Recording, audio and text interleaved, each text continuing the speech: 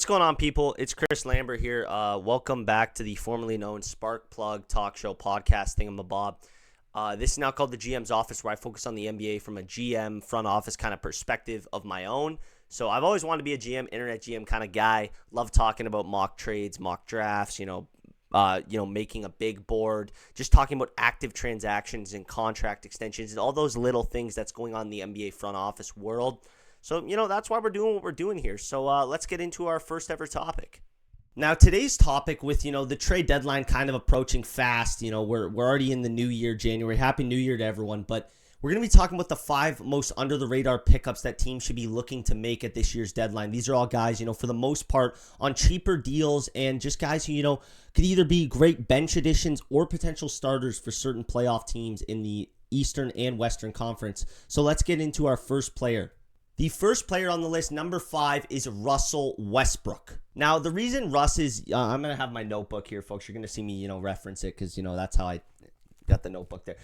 Anyway, so Russell Westbrook, the reason he's number 5 on the list, he's having an excellent season. 14.5 points per game, 6.6 rebounds, 7 assists, and he's shooting 35% for 3, which we know for Russell Westbrook is pretty darn good. But the reason he's only number 5 on this list, he's not really a plug-and-play type of guy. You can't put him in every situation and watch him thrive. But what he does do well, he wants to win. He's a competitor on the defensive end. He's a competitor on all ends of the court. He loves the game of basketball more than anything. And he's just the type of guy, who can really come into a team and start or come off the bench and provide a spark, bring good energy, and just some competitiveness that some of these playoff teams are looking for. I really like Russell Westbrook, and I just want to see him get out of Sacramento. I thought it was crazy that no one else other than the Kings offered him a contract, which he got that Kings deal, if I'm not mistaken, like a week before training camp or during training camp, which is ridiculous. And we're seeing that with his production this season. He single-handedly won multiple games for the Kings. Him and Dennis Schroeder have done a very good thing splitting those starting and backup point guard role. But I really want to see him get on a Western Conference contender. And with the rumors that the Kings are going to be looking to be sellers at this year's deadline, I think that could be a real possibility. And I think, a few teams I wrote down here as great fits for Russ is the Minnesota Timberwolves. They're in need of a point guard bad. And I think Russ could go into that team. He could start. He could come off the bench. You could run an awesome 3-guard lineup of him, Anthony Edwards, and Dante DiVincenzo, which would be really good. They have plenty of spacing there for Russ. And with Anthony Edwards developing more as a shooter, I think when you look at the way he shot the 3 ball these last 2 seasons now, you don't need to worry with him as you once did about having a point guard who could really space the floor. But like I said, Westbrook's shooting 35% for 3, so we'll see if he can keep that up. Another team I got on the list, the Phoenix Suns. I know Colin Gillespie has been phenomenal, in my opinion, most improved player. I mean, a G League player, the last 4 years of his career, and is just came in and had so much value for the Suns and has been excellent. But they could use another point guard, so I have Phoenix on the list. The Rockets, always going to be in need of a point guard with Fred VanVleet going down at the beginning of training camp and stuff this year. And then the Clippers, I don't really know what their direction is, but if they are planning on competing, they're going to need another ball handler other than James Harden to go to, because, Chris Dunn, their other, 2-guard, point guard kind of guy, isn't really your offensive engine, the guy who can... What I'm trying to get at is Westbrook, if he went back to the Clippers for a second stint, could run that second unit almost the exact same way James Harden's running the first unit. So that's something to keep an eye out. But let's get on to number 4. Number 4 on the list, folks, is Marvin Bagley. Now, one thing I forgot to mention about Westbrook, really tradable contract, only $3.6 million a season. So that's another reason why he's just such a sneaky addition for these contending teams and teams wanting to make a playoff push but are in need of a point guard. But number 4 on the list, Marvin Bagley, who, let's start with the money so I don't forget that he's making just over $3 million this season on a 1-year deal. He's been one of the best backup bigs, I think, in the Eastern Conference this season. And, he doesn't project to go to a playoff team and be their backup big. And if he is, I mean, unless you have Nikola Jokic, and we'll get to the Nuggets in a second, unless you have Nikola Jokic, having him as your backup big isn't really going to, help you in the playoffs. But for a regular season backup big, Marvin Bagley has been one of the best in the league this season. We even saw him as a starter. He started against the Bucks, against the Pacers. I think he had about a 6-game stretch where he was starting for the Wizards in late November, early December. and he had like 22 against the Bucks and 23 against the Pacers and was just dominating. The footwork's always been there with Marvin. The scoring on the inside's always been there. It was always the defense and the lack of attention to detail when it comes to rebounding. That was always a concern, and he's not a great floor spacer. But the rebounding and the defense, I think, have been a lot better this season. It's hard to see that when he's on the Wizards. But I will say something interesting I stumbled across when I was doing my research on Marvin. I want to get this right, so I'm going to look down at the notebook. 11.7 plus net rating when he's been on the floor for the Wizards this season, which, I mean, I understand Washington's a bad team, and certain players' net ratings and stuff are going to look better on worse teams, especially when they're like bench guys or not playing a heavy amount of minutes. But my goodness, that's impressive. Overall this season, 10.1 points per game, 5.6 rebounds, 1.7 assists. Just really, really solid stuff from Marvin Bagley, and I think he could come into a team and just be a really good rotational big in the regular season. He can play the 4, he can play the small ball 5. A team I think Sam Vecini of the Game Theory podcast and The Athletic mentioned Marvin Bagley as a guy that he would love to see on the Indiana Pacers next season, just because he can do a lot of the things. He can get up and down the court like they like to and provide a lot of that stuff as a big. But obviously we know the Pacers aren't a good team right now, so they're not on my list of teams for Marvin Bagley. But who is on my list of teams is the Miami Heat, who I think, I still think the Heat can be I once thought they were a championship contender to start this season, but teams are starting to kind of figure them out. But they need another look at the center spot. They don't really have that behind Bam and Kel Ware. So I think, Marvin Bagley would be an interesting addition because he can play with both of those guys, and he's a little bit smaller than both of them. So that would be an interesting team. I have the Nuggets, like I mentioned. I think, especially with Jokic and now Valanciunas going down, you have Zeke Naji. This team should probably pick up the phone today, and I would call up the Wizards and offer them. It's not going to cost much. It's going to cost you maybe 2 second-round picks and a player they can take a flyer on. You know what I mean? Like maybe a Hunter Tyson for the Wizards, or no one. Maybe it's just, second-round picks and cash. But that's another team that could, like today, they could pick up the phone, or they should pick up the phone and see what his availability is like and maybe go out and acquire him. And then the last team is the Golden State Warriors. I think Marvin Bagley on the Warriors would be really, really interesting. I think, they have Draymond Green who can anchor a defense. Having Marvin Bagley as another paint scoring option would be electric for the Warriors.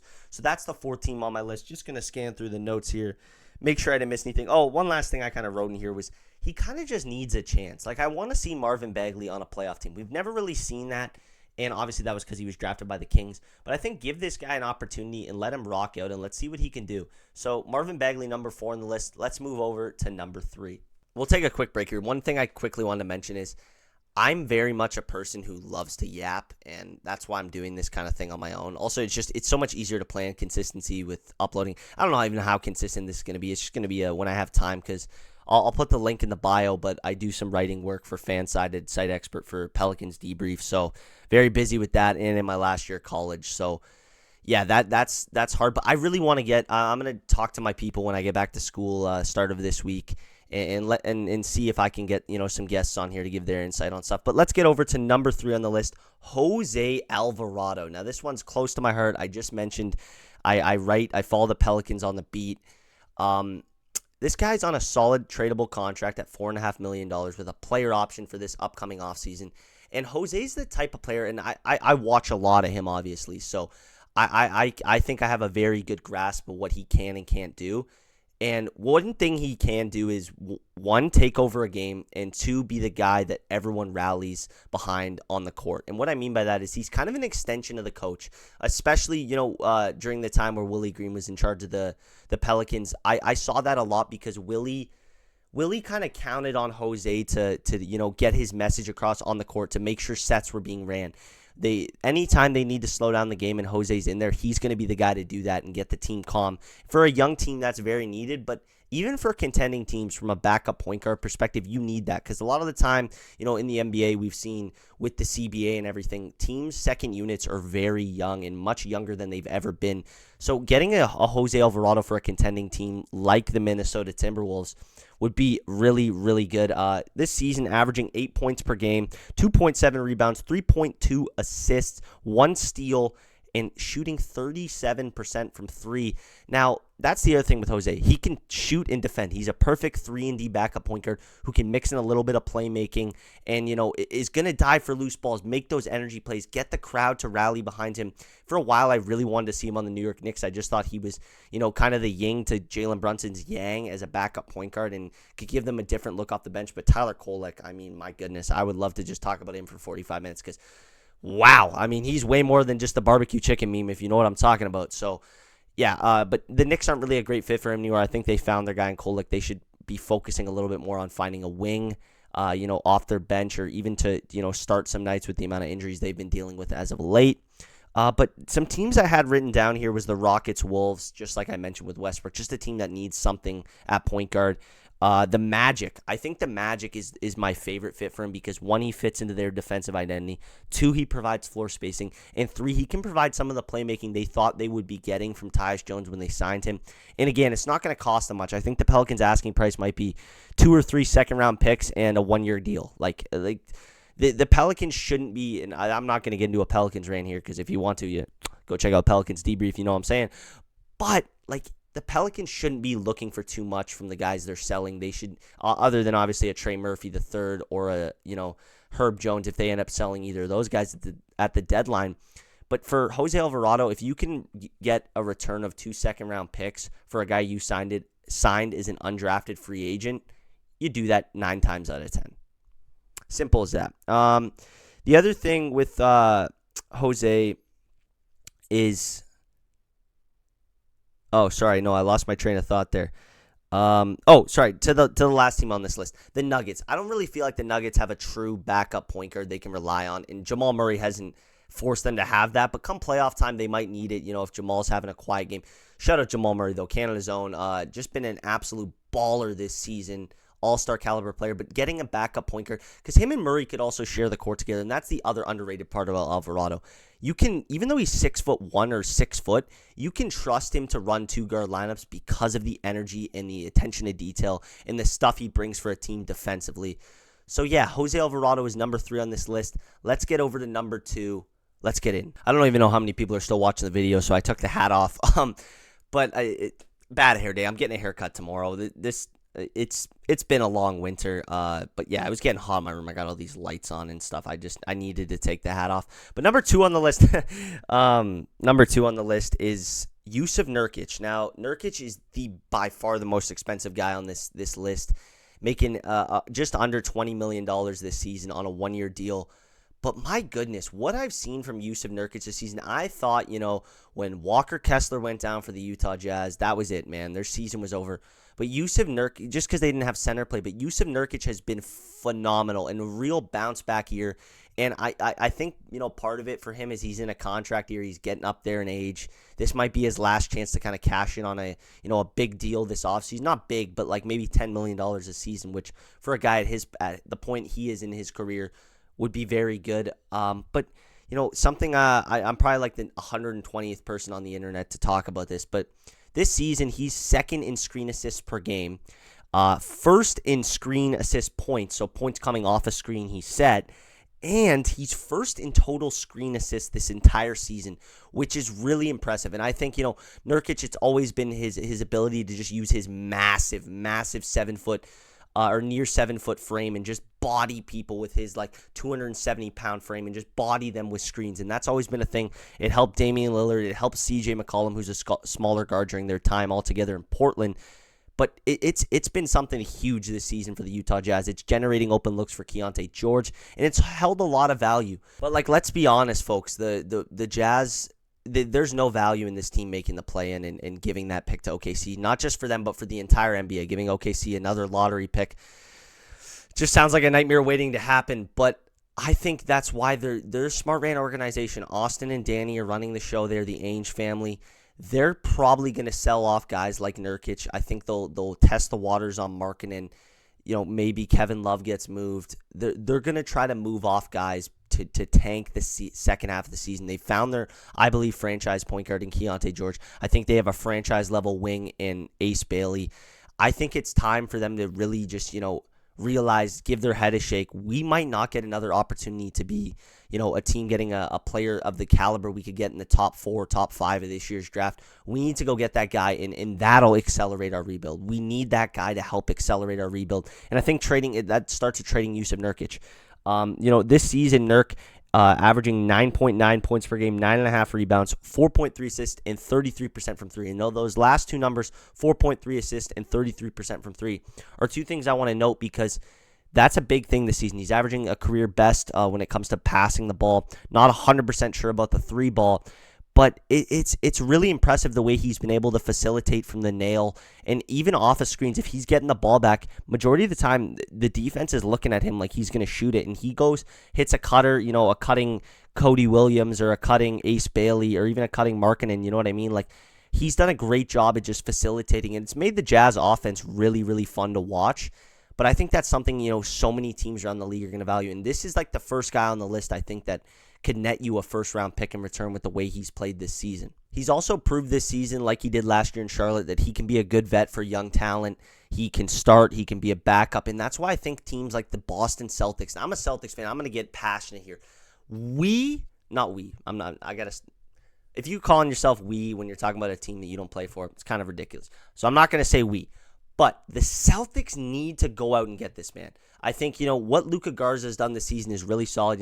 Another guy who fights hard on the boards like Nurk does, can pass a little bit, can shoot it a little bit, and can score on the inside. But what Jusuf Nurkic is doing is like that on PEDs, folks. Like, if the Celtics got Jusuf Nurkic, I think they end the season as a top 2 seed. And as much as I don't want to see them trade Anthony Simons, and that's a topic for another day, because I do plan on doing like a division-by-division overview of what the trade deadline should look like for each team.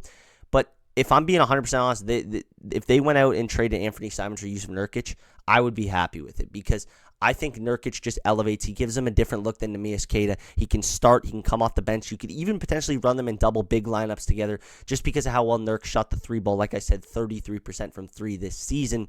So it'll be interesting to see what those two can do or what the Celtics, do come to the deadline, especially with the relationship with the Ainge family that Brad Stevens has.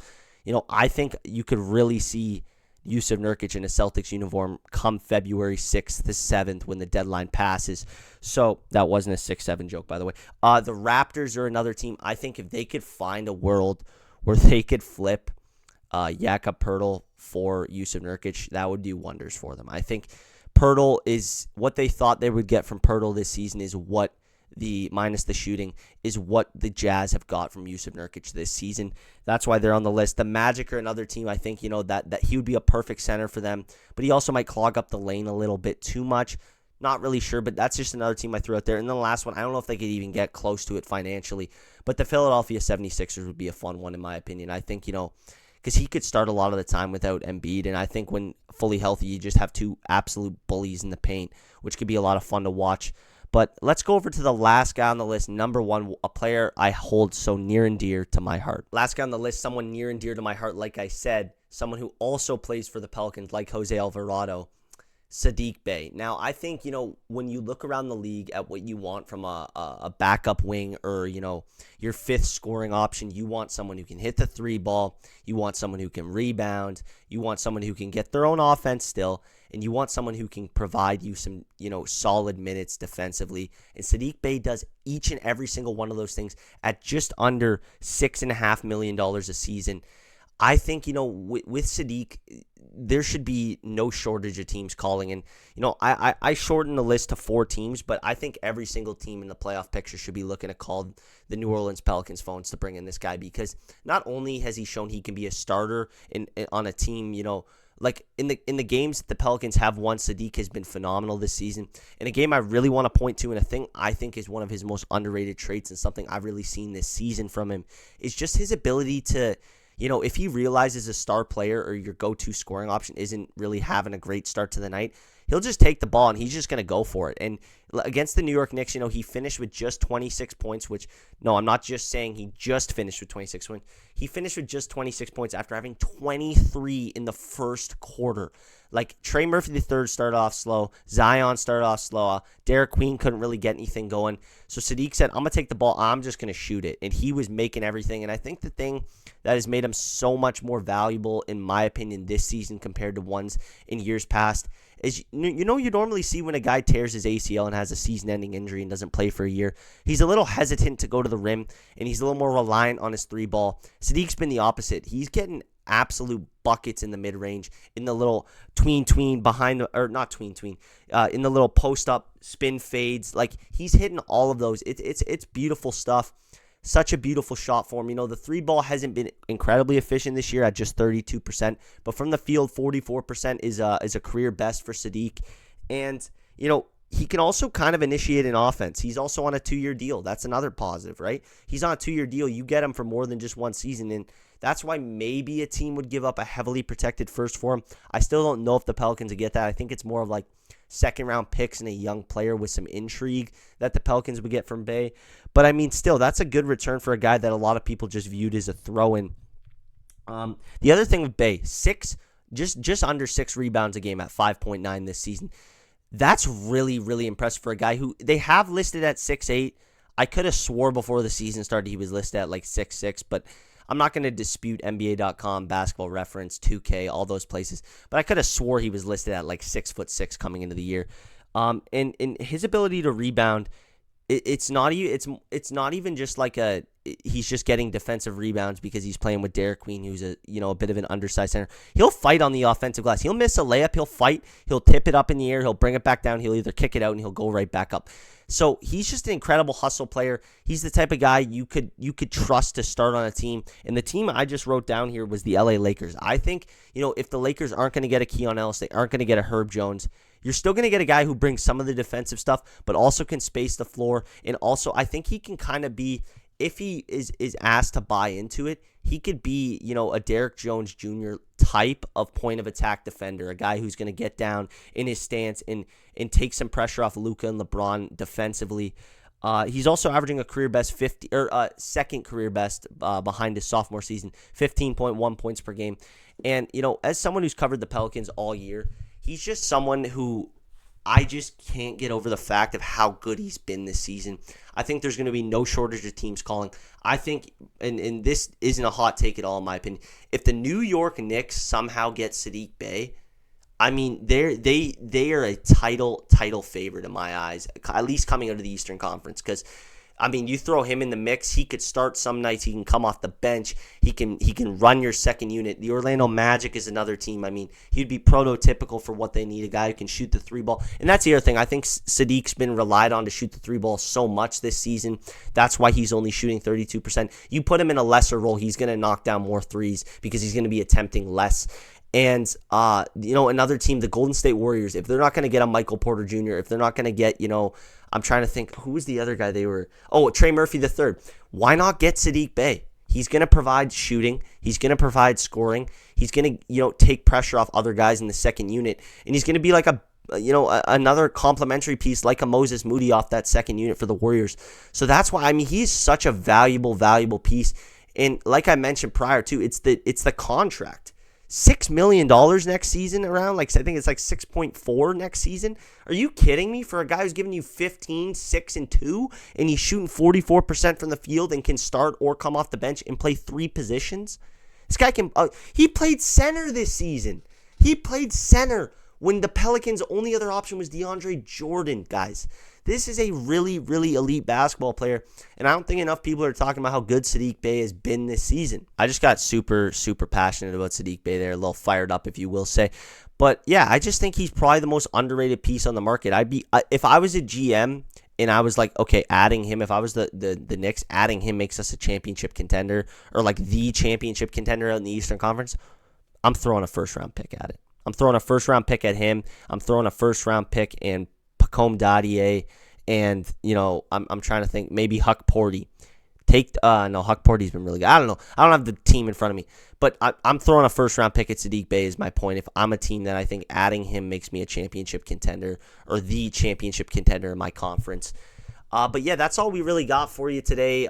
First little episode action, just some trade talk. It's my favorite thing to talk about. That was the reason I switched over to just, a GM focus. I would love to be a GM one day. It's my passion. It's my dream to be, it's a crazy dream to be an NBA GM or to be in an NBA front office, but it's my dream nonetheless. And I think this is a fun way to let me kind of live that dream through a podcast. So yeah, I've been Chris Lambert. I'll get a haircut. I'm not going to look like a bum next time, I guess. And yeah, we'll keep it rolling. We'll see you later though, folks. Peace.